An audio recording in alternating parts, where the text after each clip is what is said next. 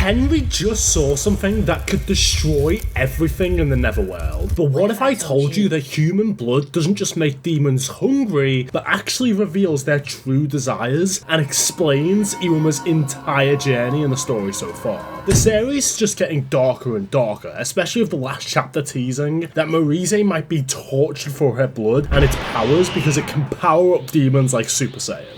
But following this chapter where Nightwalker asked Marta, the Vice Chief and Torture Marshal of the Border Control, to get blood from Marise no matter what, chapter 432 continues immediately after this, with Henry being stopped in the hallway by him, before taking out his pen menacingly, only to say that there's just a new assignment, which is interesting because this does mean that he doesn't just obey Nightwalker's commands no matter what, or Marta would already be torturing Marise for her blood, meaning that he's a possible ally in the future.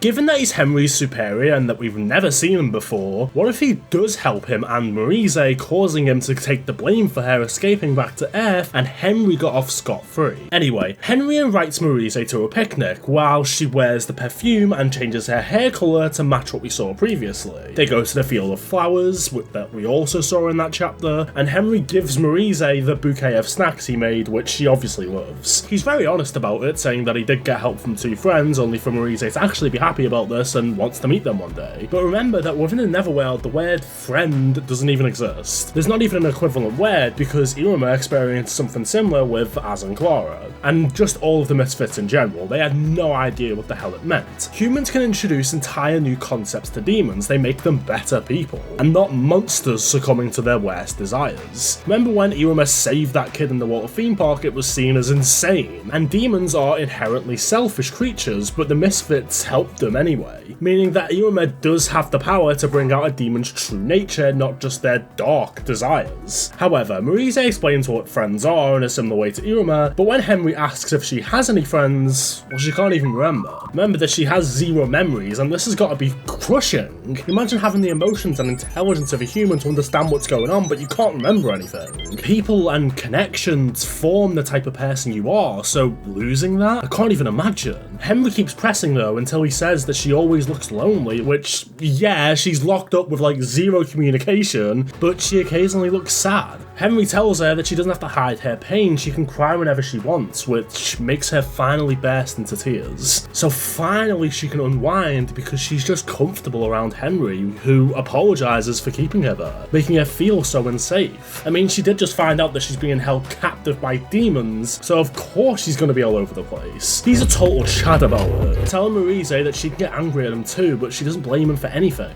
It's not like he's the one keeping her here, he's just a pawn in the bigger system. And of course this means that their relationship is going to progress, because she asks him if he knows what the word lover means, proceeding to kiss him on the cheek and makes him blush. Marise is honestly so goated, and her daughter kind of sucks in comparison. Tell me why Amory hasn't done shit in a year of knowing Iruma.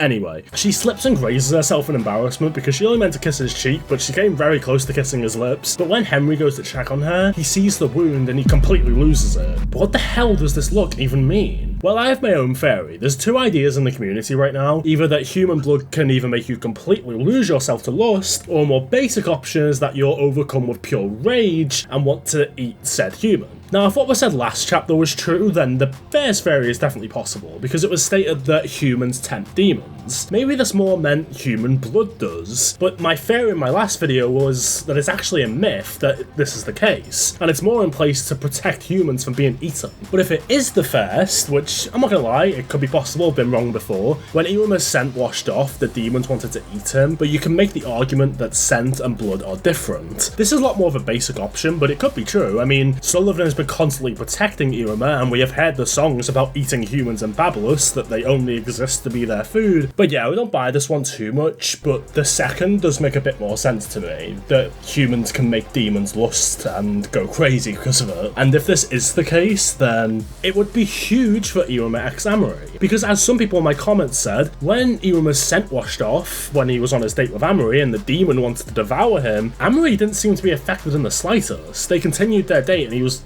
fine with her. which was already hinting at their human nature. But even if humans actually did tempt demons, it's even more proof that Amory truly loves Iruma because she wouldn't be affected by his charm. Something similar happened in the show Lucifer actually. Chloe Decker was Lucifer's main love interest, and he had the power to draw a human's greatest desire out, so everyone just wanted to be with him, but with Chloe it was different. The power didn't work on her, so when they fell in love it was real, and this sounds frighteningly similar to Iruma. I do find this hard to believe though, because if this was the case, then there should be many cases of human-demon hybrids, since Marise was not the first human in the Netherworld as we've already learned last chapter. And if they succumb to lust, I'm not gonna lie, that seems a little too dark for Nishi's writing style, but honestly I don't think it's either. Now let me cook here. Look at Henry's eye, it looks very similar to an evil cycle, and we know how going into one awakens your demonic desires. So what if human blood just brings forth a demon's deepest desire? This would explain a lot, like Iruma changing all of the misfit class for one, his presence caused them to become better and awaken their true desires. Hell, the guy literally said that they're prime candidates for returning to Origins. The demon wanted to eat him when he was on his date with Amory. That beast's desire was just pure hunger, since it had limited intelligence. And by the way, this would still explain my theory earlier about Amory not being tempted by Iruma or wanting to eat him and all this. So it means her love is true, but anyway. This would explain the fear that Narnia has for Iruma. Iruma can change demons, but it's not brainwashing them, it's just bringing forth who they truly are. And for Ball and Kirio, who clearly want a demon world where they return to Origins, this would tie into the whole idea how eating a human gives you outrageous power as well. Just smelling the scent could give you a wake-up call to your true nature, but if you straight up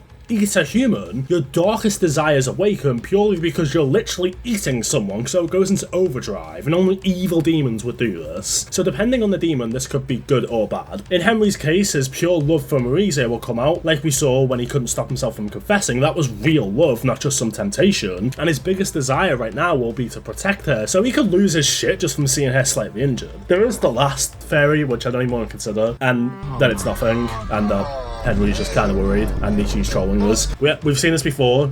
She's literally shown us a phone call in the middle of a really serious situation. I hope that's not the case, but I'm not going to write it off. Maybe I've done all this theorising for no reason, and the next chapter's going to come out next week, and everyone's going to be like, okay, you made a chapter review on nothing. But anyway, I'd love to hear what you guys think. I was talking to everyone else in the Discord about this. You can see our conversation on screen right now. It was actually really cool. And yeah, if you want to become a member, that'd be really cool, because then you can actually get roles within my Discord server. So yeah, I'll see you guys in the next video, because I'm planning to do a lot more chapter reviews on Iruma-kun. Even if they're not the biggest chapters, I'm still planning to cover them, because it's just kind of fun to talk about. So yeah. This was a lot more waffle than usual, but I apologise. See you guys next time.